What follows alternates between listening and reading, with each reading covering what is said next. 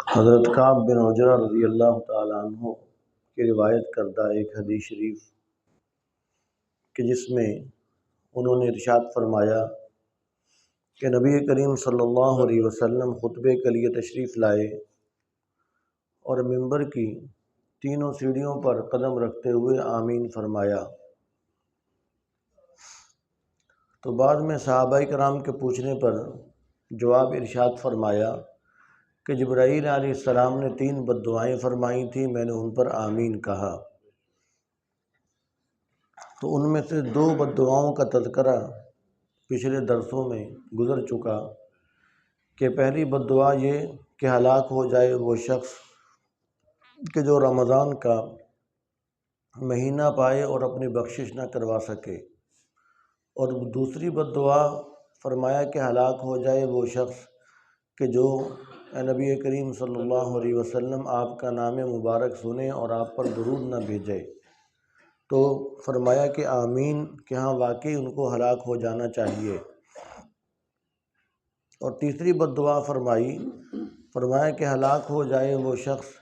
کہ جو اپنے والدین کو بڑھاپے کی حالت میں پائے یا ان میں سے کسی ایک کو پائے تو ان کی خدمت کر کے جنت نہ کما سکے، فرمایا کہ وہ ہلاک ہو جائے۔ تو آپ صلی اللہ علیہ وسلم نے فرمایا کہ آمین، اس لیے کہ جس طرح رمضان کا مہینہ بخشش حاصل کرنے کے لیے بہت زیادہ مؤثر ہے، اس سے بڑھ کر کوئی اور مہینہ نہیں ہے، اور ایسے ہی آپ صلی اللہ علیہ وسلم پر جیسے درود شریف پڑھنا ایک بہت بڑا مبارک عمل ہے، اتنا مبارک عمل کہ اس کام میں خود اللہ تبارک و تعالیٰ بھی شریک ہیں کہ اللہ تعالیٰ خود بھی آپ صلی اللہ علیہ وسلم پر درود بھیجتے ہیں۔ تو ایسے ہی جس طرح یہ کام بہت فضیلت والے، تو ایسے ہی والدین کی خدمت کرنا اور ان کی خدمت کر کے ان سے دعائیں لینا، جنت حاصل کرنا، یہ بھی بہت ہی آسان اور سستا اور مفت کا سودا ہے۔ اور فرمایا کہ اگر کوئی ان کی خدمت کر کے جنت نہ حاصل کر سکے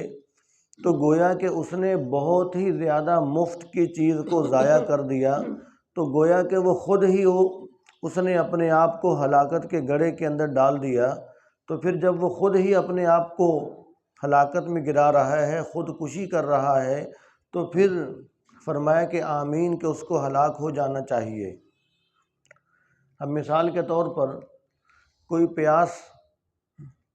کی شدت میں ہو، کسی کو پیاس لگی ہو اور اس کے پاس اچھے مشروبات بھی پڑے ہوئے ہیں، اس کے پسندیدہ ٹھنڈے مشروبات اس کے پاس موجود ہیں، لیکن وہ مشروبات پی کر، پانی پی کر پیاس نہیں بجھا رہا اور پیاس کی شدت میں تڑپ کر جان دے رہا ہے، تو وہ اتنی آسان چیز، اتنی سستی چیز کہ اس کے پاس موجود بھی ہے اور وافر مقدار میں ہے، تو وہ اس سے فائدہ نہیں حاصل کر رہا، تو گویا کہ وہ خود ہی محروم ہے، وہ خود ہی اپنے آپ کو ہلاکت میں ڈال رہا۔ تو جس طرح پیاسے آدمی کے پاس پانی ہو، اچھے مشروبات مفت کے موجود ہوں، تو اس سے زیادہ بڑھ کر یہ والدین کی نعمت ہے۔ یہ ان میں سے کوئی ایک بڑھاپے کی حالت میں یا بڑھاپے کی حالت میں نہ بھی ہو، آدمی کو میسر آ جائے تو ان کی خدمت حاصل کر کے جنت حاصل کر لینا، یہ بہت بڑا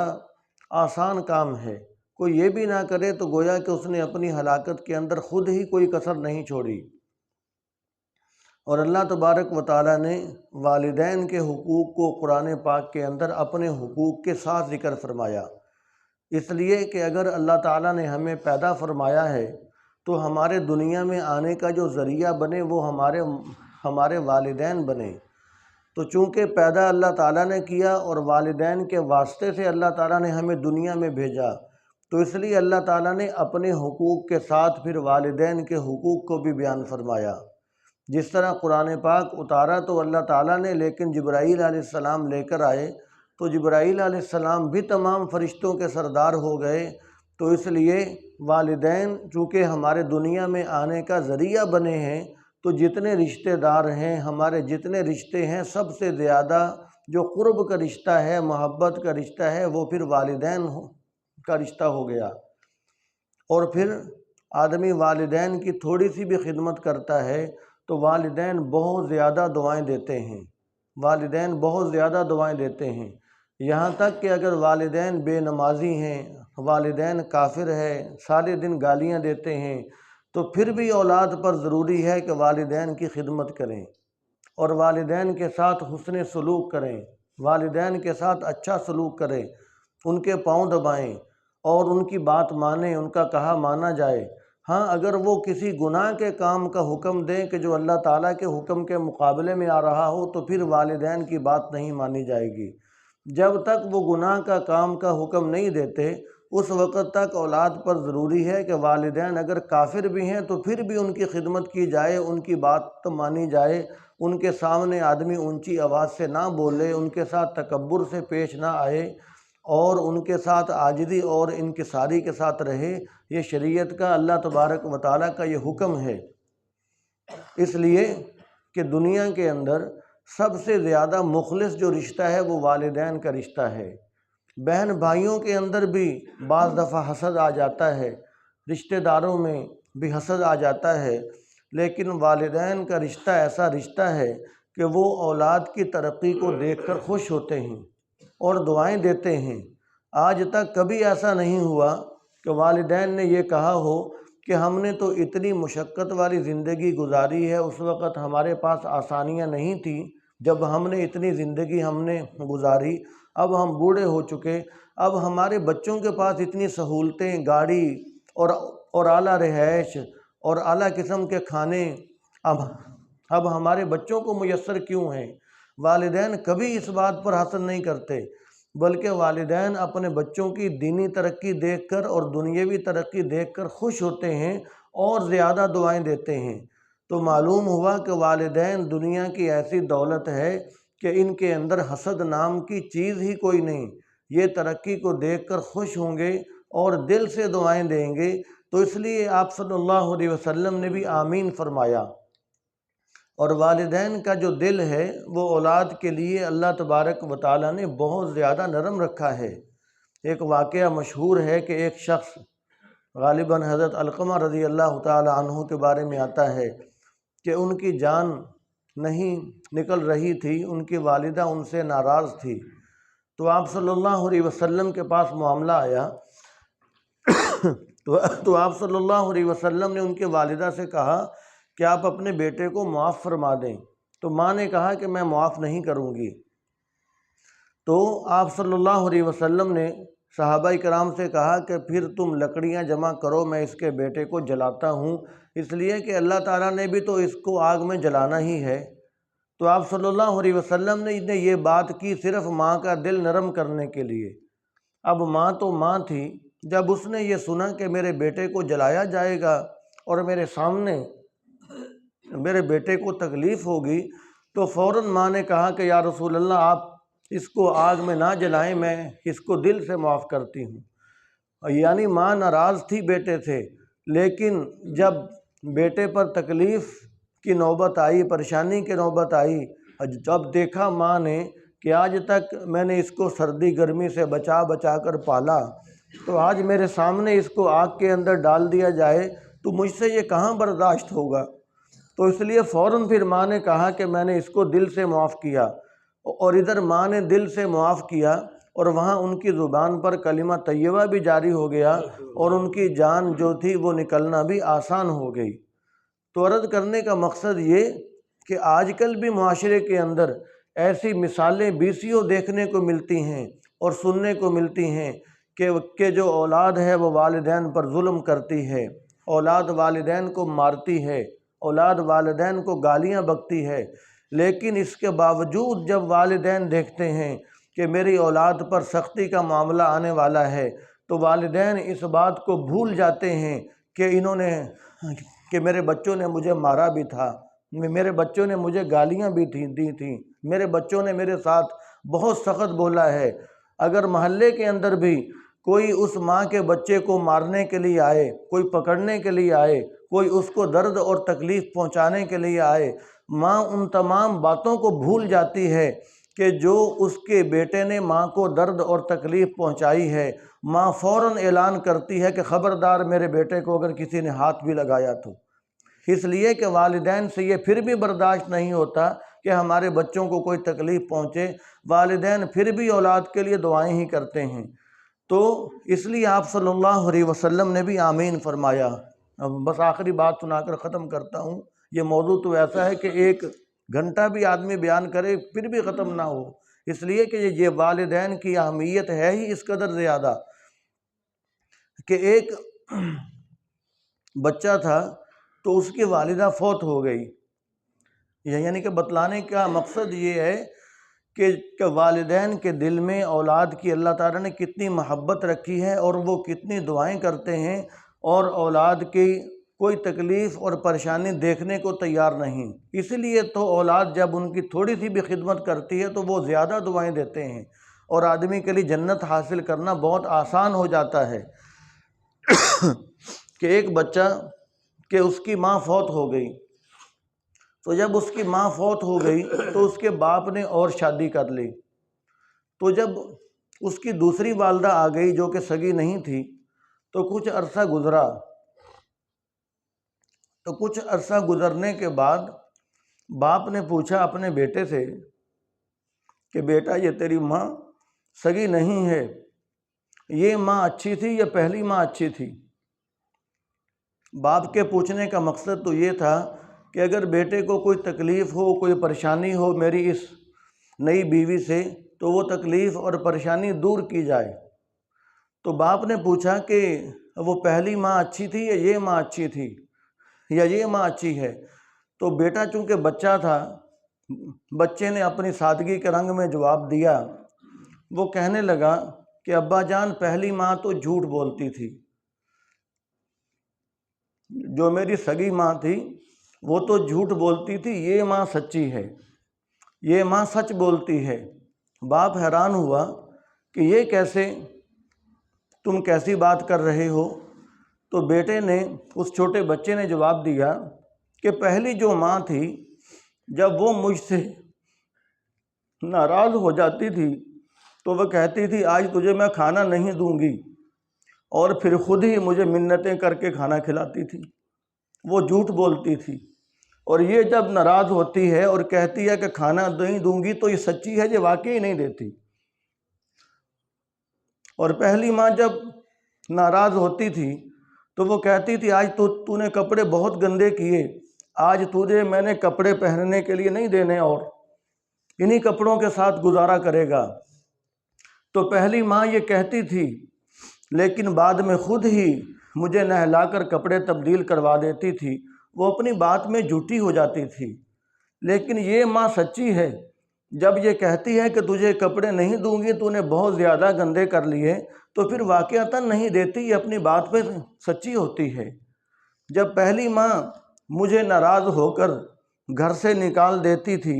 تو پھر تھوڑی دیر کے بعد خود ہی گلیوں میں مجھے تلاش کرتی پھر رہی ہوتی تھی، اور اپنی وہ بات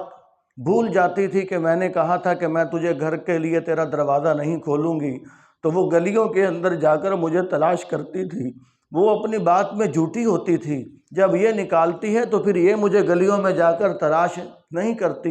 لہٰذا وہ ماں جھوٹی تھی۔ یہ جو اب ماں آئی ہے، یہ ماں اپنی ہر بات کے اندر سچی ہے۔ اسی کو کسی نے کہا کہ ماں جھوٹ بول بول کے جنت میں جائے گی۔ ایک کسی نے اس پر کلام بھی لکھا جس کا ایک مصرع یہ ہے کہ ماں جھوٹ بول بول کر جنت میں جائے گی، یعنی یہ ایسے جھوٹ ہیں، یہ ایسی باتیں ہیں کہ جو ماں کے دل کے اندر اللہ تبارک و تعالیٰ نے اولاد کے لیے ایسی محبت رکھی ہے۔ تو جب ماں کے دل میں، والدین کے دل میں اولاد کے لیے اللہ تعالیٰ نے اتنی محبت رکھی ہے، تو آدمی اگر پھر بھی ماں باپ کی خدمت نہ کرے اور ان کی خدمت کر کے جنت نہ حاصل کر سکے تو اور اس کو سوائے ہلاکت کے اور کیا چاہیے؟ وہی ماں ہوتی ہے کہ جب اس کی شادی ہوتی ہے، جب وہ دلہن بن کے گھر کے اندر آتی ہے تو صبح سارے ہی جگاتے ہیں لیکن وہ اٹھنے کے لیے تیار نہیں ہوتی۔ جب وہ دلہن بن کے گھر میں آتی ہے تو گھر کے لوگ جگاتے ہیں، لیکن وہ اپنی مرضی سے اٹھتی ہے، دیر سے اٹھتی ہے، یہاں تک کہ گھر والے باتیں بھی کرتے رہتے ہیں کہ یہ سارا دن سوئی رہتی ہے، یہ تو اٹھتی نہیں ہے، اس کو کسی چیز کا فکر فاقہ ہی نہیں ہے، یہ بالکل غافل ہو کر سوئی رہتی ہے۔ اب وہی لڑکی جب ماں بن جاتی ہے، حالانکہ ابھی نوجوان ہے، ابھی 1 مہینہ پہلے، ہفتہ پہلے، سال پہلے وہ تو کسی کے اٹھانے پر اٹھتی ہی نہیں تھی، نوجوان تھی، لیکن اب بھی نوجوان ہے، لیکن وہی لڑکی جب ماں بن جاتی ہے تو بیٹے کی ایک آہٹ پر پوری رات جاگنے کے لیے تیار رہتی ہے، اور صبح سارے گھر والے سو رہے ہوتے ہیں، لیکن بیٹے کی ایک ہلکے سے رونے پر وہ سارے سو رہے ہوتے ہیں، لیکن وہ اٹھ کے بیٹے کو لے کر بیٹھی ہوئی ہوتی ہے۔ یہ وہ محبت ہے جو اللہ تبارک و تعالیٰ نے ماں باپ کے دل کے اندر اولاد کے لیے ڈالی، اور یقیناً جتنی اولادیں ہیں، میں بھی، آپ بھی، جتنی اولادیں ہیں، اولاد اس بات کو بھول جاتی ہے، لیکن ان کو اس بات پر یقین رکھنا چاہیے کہ وہ ماں باپ کی بے حد محبتیں سمیٹ چکے ہیں، بے حد محبتیں سمیٹ چکے ہیں، لیکن بھول گئے۔ وہ ایسے ہی بھول گئے ہیں کہ جیسے ان سے یہ پوچھا جائے کہ تم اپنی ماں کا دودھ پیا کرتے تھے، یا ماں تمہیں فیڈر میں دودھ بنا کر دیا کرتی تھی، کیا تمہیں وہ وقت، وہ زمانہ یاد ہے؟ تو بچہ ضرور یہ کہے گا کہ مجھے تو وہ زمانہ یاد نہیں ہے،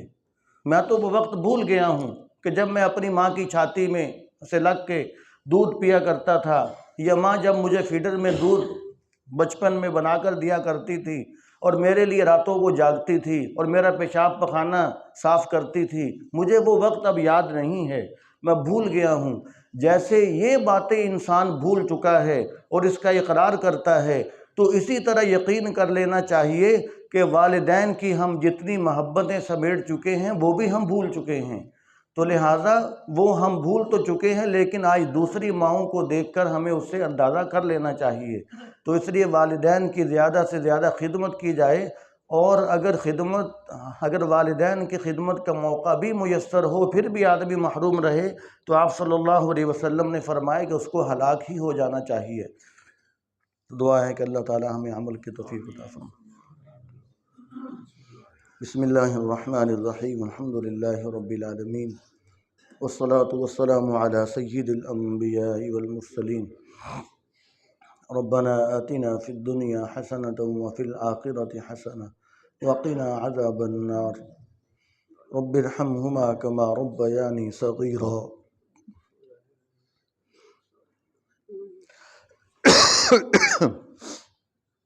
یا اللہ، ہم سب کے چھوٹے بڑے ہر قسم کے گناہوں کو معاف فرمائیے۔ یا اللہ، ہر قسم کے گناہوں کو نیکیوں میں تبدیل فرمائیے، دنیا اور آخرت کی بھلائیاں عطا فرمائیے، اپنی رضا والے اعمال نصیب فرمائیے، اپنی محبت عطا فرمائیے، پیارے حبیب صلی اللہ علیہ وسلم سے محبت نصیب فرمائیے،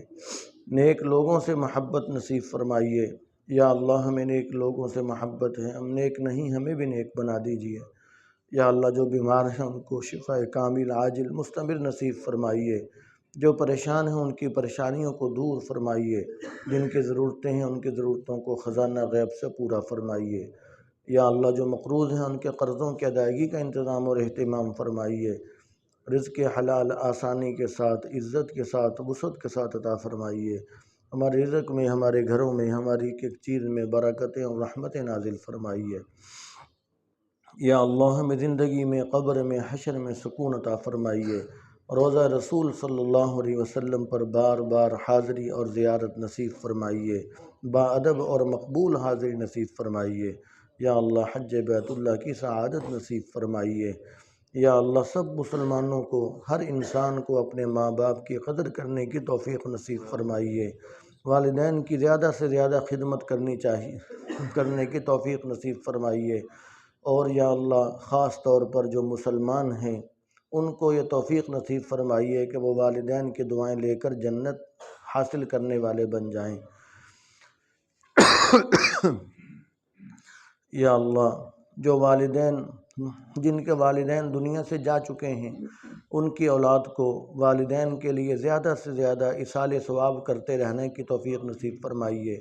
والدین کے لیے زیادہ سے زیادہ استغفار کی توفیق نصیب فرمائیے، والدین کے حق میں زیادہ سے زیادہ دعائیں مانگنے کی توفیق نصیب فرمائیے، والد صاحب کے دوستوں کے ساتھ، والدہ کی سہیلیوں کے ساتھ اچھا سلوک کرنے کی توفیق نصیب فرمائیے۔ یا اللہ والدین کی قبر پر زیادہ سے زیادہ حاضری دینے کی توفیق نصیب فرمائیے۔ یا اللہ حضور صلی اللہ علیہ وسلم نے جن بد دعاؤں پر آمین فرمائی، یا اللہ ان تمام بد دعاؤں سے ہمیں بچا لیجئے، یا اللہ ہمیں بچا لیجئے، ہماری حفاظت فرمائیے، یا اللہ ہمیں یہ اعمال شوق سے درست طریقے سے کرنے والا بنا دیجئے۔ وطن عزیز پاکستان کی حفاظت فرمائیے، عالم اسلام کے مسلمانوں کی حفاظت فرمائیے۔ یا اللہ پوری دنیا میں خصوص بالخصوص پاکستان میں جو اسلام کا خیر خواہ ہے، عوام کا خیر خواہ ہے، یا اللہ آپ کو اپنی مخلوق سے پیار ہے، جو آپ کی مخلوق کا خیر خواہ ہے، یا اللہ اس کی خیر فرمائیے، اس کی حفاظت فرمائیے۔ یا اللہ جو آپ کی مخلوق کا خیر خواہ نہیں ہے، یا اللہ جو دین کا اسلام کا خیر خواہ نہیں ہے، یا اللہ اسے ہدایت دے دیجئے، اگر اس کے ہدایت مقدر میں نہیں تو انہیں رستے سے ہٹا دیجئے، چن چن کر نشان عبرت بنا دیجئے، تباہ و برباد فرما دیجئے۔ یا اللہ اس ملک کی مٹی میں جو آپ نے دنیا جہان کے خزانے چھپا رکھے ہیں، یا اللہ اپنی مخلوق سے یا اللہ اپنی مخلوق کو ان سے فائدہ حاصل کرنے کی توفیق نصیب فرما دیجئے۔ یا اللہ جو رکاوٹیں، جو طاقتیں راستے میں حائل ہیں، یا اللہ تیرے سے بڑی طاقت کوئی بھی نہیں ہے، یا اللہ ساری طاقتوں کو پاش کر دیجئے، اپنی نعمتوں سے خلق خدا کو فائدہ حاصل کرنے والا بنا دیجئے۔ ہماری دعاؤں کو حضور صلی اللہ علیہ وسلم کے واسطے سے قبول فرمائیے۔ ربنا تقبل منا انك انت السميع العليم وتب علينا انك انت التواب الرحيم، وصلى الله تعالى على رسوله وخير خلقه محمد وآله وأصحابه أجمعين، آمين برحمتك يا رب۔